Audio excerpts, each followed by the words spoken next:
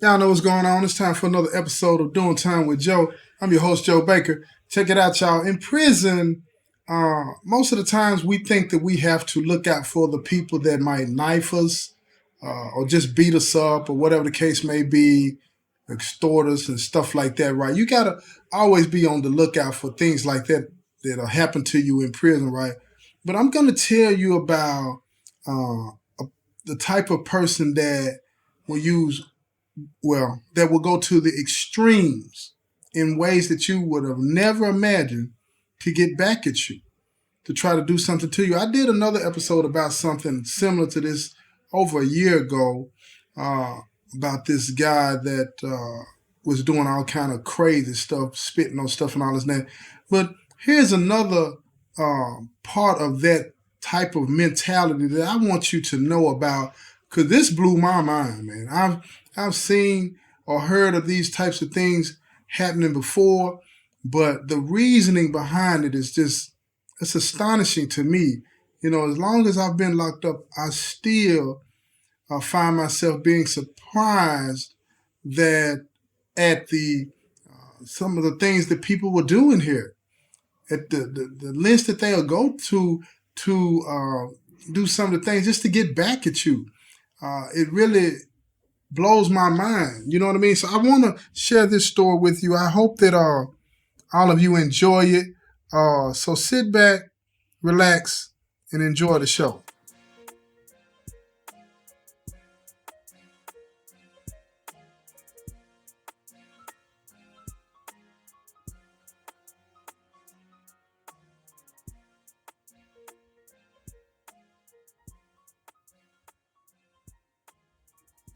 Now check me out, right? You'll be surprised. I'm telling you, you'll be surprised at the length people will go to get back at you in here, right? The other week, there was a conversation that was taking place out back between a lot of the guys, and I wasn't a part of the conversation, but I was sitting, in the distance, but I could hear what was going on because they were not uh, trying to be discreet about the conversation or anything like that. They were talking about this one guy that lives in the pod. They never called his name, but because of the behavior and the things that they were saying, pretty much, it was easy for me to figure out who they were talking about and what they were talking about in relation to him. And let me break that down for you a little bit. This guy, he's really, he's probably one of the most ornery people that I've met. But I still speak to him in passing if he speaks to me or he comes out and he sees me standing somewhere and he comes and sits down or stands beside me and comments about some whatever he's talking about. He's very negative when he does this, but I always say, no, it's not how it is, this, that, and the third. I try to steer him in another direction, you know what I'm saying, trying to say something positive about it. Now, keep in mind, this guy's probably 20, 30 years older than me, at least 20, and seen a lot more than me, been locked up way longer than me, you know what I'm saying, at different times, but he's been in and out. And I understand a lot of his bitterness. I don't agree with it, but I don't talk about him like that either. You know what I'm saying? And because people are bitter for reasons that we may not ever be able to understand fully, because we haven't experienced whatever it was that put them in that place. You know what I'm saying? So the other day when we were out back, some of the guys were talking about him because he called one of the guys. They said he called him out of his name. You know what I'm saying? I don't know if he called him a boy, a snitch, or a nigga. I don't know what he said to him. I don't know what it was that he said to him because they were like, man, they sick of hearing his mouth and they wish that they would get rid of him and move him somewhere else. All of these types of things that they were saying about him. And I was just tripping at the fact that they were not paying attention to all the other people that were around. See, in here, a lot of times, when you start to get too relaxed, you'll just say anything. And because you're at a laid back place or you're in a pod, and this can be at any prison where everybody gets along, not say get along, but don't take it there. You feel what I'm saying? As fast as they would in some situations. You start to relax and think that you could say anything about anybody and you don't have to worry about retaliation in any way. Now, and the retaliation that I'm talking about in this situation is physical retaliation, somebody beating you up. Because this individual could not beat up any one of the people that I'm talking about that was having this conversation. Okay? No way he could beat them up. Physically, it's just no way. They could probably thump him on his arm and knock him down. You feel what I'm saying? And that'd be the end of it. So physically, he has no get back. But let me tell you something. You got to be mindful of people in this world that, one, are bitter and angry at the world, and that makes them ornery people. And two, never believe that a person won't fight you with everything they got, even if everything they have is something that you can't see or something that you can't imagine. See, we often think about, especially in prison, they'll get me this way or that way. You got to watch out for somebody that'll jump on you or stick you. You feel what I'm saying? Something like that, right? Or snitch on you. Something like that, and get you transferred or get you thrown in the hole for 7 days. We think about stuff like that for the most part. You know what I mean? Just like out there, all of you at your jobs and stuff like that, you might be in the break room and you might be talking about a coworker and not realizing that this coworker may not be able to physically do anything to you, but they could go to the supervisor, they could go to HR, whatever the case may be, and get you fired or get you suspended or something like that, right? Those types of things that you might calculate into the equation. But let me tell you something. In here, in the penitentiary, see, people are not concerned about HR. And some people are not concerned about snitching and getting you transferred. They want to do something that's going to cause you pain. Now, they may not be able to do it physically, but let me tell you something. It's a whole lot of other ways that people in here do stuff to you to hurt you. You understand what I'm saying? I'm going to give you an example of that right now, and then I'm going to get to what this dude did to get back. I had a relative a long time ago that went to the county jail. And when he was in the county jail, he wanted to get a tattoo. He got this tattoo from this dude that did not like black people. And I'm not trying to make this racial. This is just the story. Okay, y'all? This is the story. So this guy, he would do tattoos. He got paid for it and all this and that. But when you wasn't looking, he would take some of his blood that he had already taken out of his arm with a syringe and squirt it in the ink. Okay? We're talking about germ warfare here, y'all. And he's infected with hepatitis.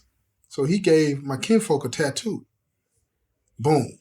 Kinfolk don't know nothing about all this other stuff. And the only reason anybody ever found out about what he did, because when this guy had been diagnosed and they told him he was going to be dying, this was like 2 or 3 years later, that he was going to be dying.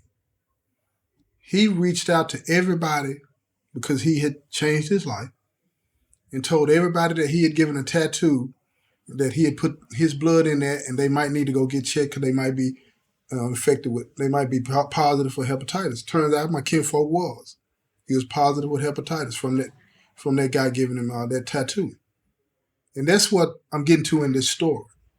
This guy that I'm talking about in this story, physically, no match for anybody that was talking about him. Mentally, not there too much either.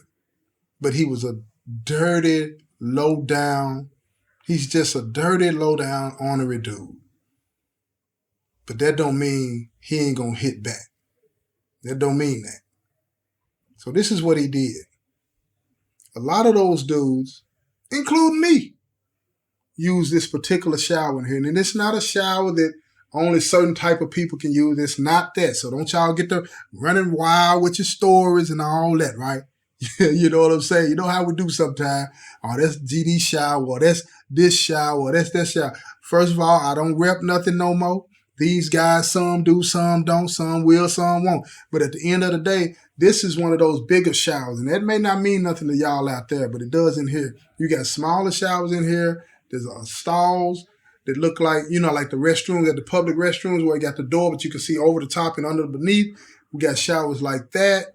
You know what I'm saying? And then we have bigger showers, mainly for handicapped people, but it's got a big old door on it, and it's just got a small space where you can see in there. So in case something is going on, the officer can see in there, whatever. And you can lock that door. And when you lock that door, it keeps a lot of the hot water, the heat from the hot water in there, and you can really just get a good stretch in and all that kind of stuff in there, right? And it's a little bit more private because the other showers I'm talking about, people will be looking in at you and all this old kind of stuff, right? I'm telling you, you're never alone in the penitentiary. Remember that, right? You know what I'm saying? Before you think about doing something to come here. But anyway, this is that shower. And this particular dude, this is what he did one day. He went into the shower. He knows that all of these people use this shower. So he got in that shower one day. Anybody can take a shower in any shower they want to as long as it's not occupied, okay? Ain't no group showers in here. So he goes into the shower and he does the number 2. He poops on the floor. And I'm talking about, when I say poop, this dude must have, he had to have just waited for 2 or 3 days before he used the restroom because he had stuff everywhere in there, all over the floor. Chunks.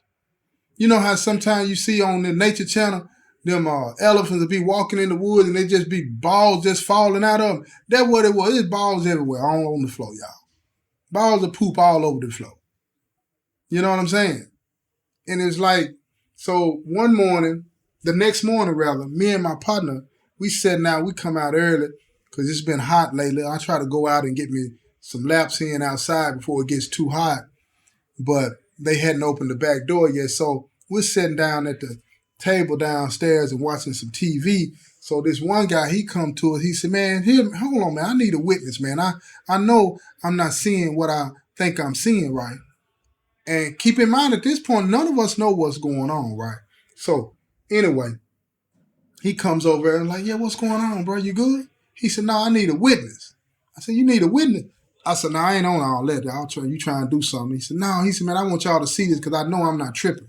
So we go over and we look. Now, he got the shower door wide open, the big shower, and the shower is running. And we look down at the floor. He didn't even have to say anything. I said, oh, and then the smell all of a sudden hit me. I guess that hot water and the heat, I don't know what's going on. It made it rush me, right? I said, oh, man, you tripping, man. He said, no, that was already on the floor. I said, what? He was like, yeah, it's poo-boo all over the floor, y'all. Poo-boo all over the floor. So everybody was tripping. Everybody's waking up and they hearing the story and they going to look. So now, get the rock man up. They get the rock man, they give him the bleach, they go in there and take care of the business, clean up or whatever. But now everybody pissed. Who did it? Now keeping in mind, people can, you start talking in the penitentiary, people in here, for better or for worse, when stress get put on, their memory will pop back. Who got in that shower last night? So they start narrowing it down, starting to figure out. And once they figured it out, they narrowed it down to the dude that they were talking about out back. You understand what I'm saying? Earlier, that previous day. And then I got to thinking about it. I'm like, First of all, let me say this. They ain't done nothing to him. They not going to move him and all this and that. You know what I'm saying? I don't know what's up with that. I'm not involved in all of that kind of stuff. But when people started talking about it, I started thinking about it. And what dawned on me was this. I'm like, shoot, that's his way of getting back. That's his way of getting back because he can't physically fight these guys. So he wanted to do something to disrupt them. Now keep in mind, check this out. And then when they was talking about it and people started thinking about it, they were like, man, I seen him, up in the other room spitting on the trays. I said, what? Spitting on the tray? They said, no, not globs of spit. Just spit like you might, perk your lips, go like that. Just a little spittle will come out. Now keep in mind now, if you got a disease, it don't take much to pass that on. It's passed through the fluids. Now maybe, after it hit the air, it dies, but we don't know none of that. And keep in mind, any of y'all out there, if you go to the break room wherever you work, and you've learned that somebody has spit on them trays, whether they got a disease or not, you wouldn't want to eat them, would you? Absolutely not. And it's the same in here, but see, in here you got to worry about germ warfare. Because a lot of these dudes in here have multiple health issues, AIDS, hepatitis, all kinds of stuff. And ain't no telling what you can catch out of somebody's boo-boo. You feel what I'm saying? All over the floor. Just imagine, because see, sometimes when people go take showers in their shower, a lot of dudes, they keep the light off. They keep the light off because you can turn the light on or turn the light off, right? People turn the light off, keep the light off for different reasons or whatever the case may be. Because, you might, even though it's a shower curtain, you got a window too, and you can't see through that shower curtain and the window at the same time. But some people are paranoid about this, so they'll turn the lights off to make sure ain't nobody going to be looking at them in the shower, even in that big shower, right? So imagine if somebody would have walked in that shower, not turned the lights on, and just walked on in there, turned on the shower, and proceeded to take a shower. They stepping all in this boo-boo, you feel what I'm saying, in the hot water, and the water hitting the floor. Now this boo-boo is jumping up on them. What if they got a scratch on their leg? What if they got a scratch on their toe? Or anything like that. Next thing you know, they're infected. It's that easy. It's that quick. Plus, let's just get beyond the infection aspect of it. Let's just say it's just nasty. It's just nasty. But that's what you have to deal with in here. You got to be mindful that you got all kinds in the world. And if they can't get you physically by beating you up or something like that, they'll do whatever they can to get you. So I'm not saying them guys talking about that man was right. I'm not saying that at all. But what he did was most definitely not, it wasn't right. He took it to a whole nother level. He should have just said something to them, let them know he overheard them or he had been told about what they were saying. But to do that, devious, nasty, ornery. But again, all of you out there to say you about that life, hey, welcome to the party. This is another example of some of the stuff that you're going to have to deal with when you come into this environment. Really. So you might not look at it like this, but I do. Keep your butt at home so you can take a shower in peace, so you don't have to worry about that. Clean up your bathroom, clean up your tub, your shower yourself. You don't have to worry about somebody boo-booing in the shower. Because in here, you're going to have to worry about all that. Everybody uses the same showers. And if you have a cellmate, you use the same toilets. And if it's a communal area, everybody uses the same toilets. You don't know what people got. You don't know what people are doing, and you don't know what's on people's minds. A lot of people are bitter and angry, and they just want other people to be as miserable and suffer like they are. And they'll do whatever they have to do to make that true. Infect you, whatever, and they laugh about it. Because when this guy was confronted, don't get it twisted, these guys confronted him. He laughed about it. And he told them, ain't nothing you're going to do to me. You do something to me, I'm going to press charge. Which is his option. And who wants that? But at the end of the day, be careful. Those of you that say you're about this life. This ain't that type of life that you want to live. You don't want to be around situations where you have to worry about stuff like this. This is a minor example of what could happen to you in here. A minor example, but it's serious. People pooping in the shower. Ain't that something? Grown men pooping in the shower to infect somebody. Well, anyway, y'all, this has been another episode of Doing Time with Joe. I'm your host, Joe Baker. And I say peace, y'all.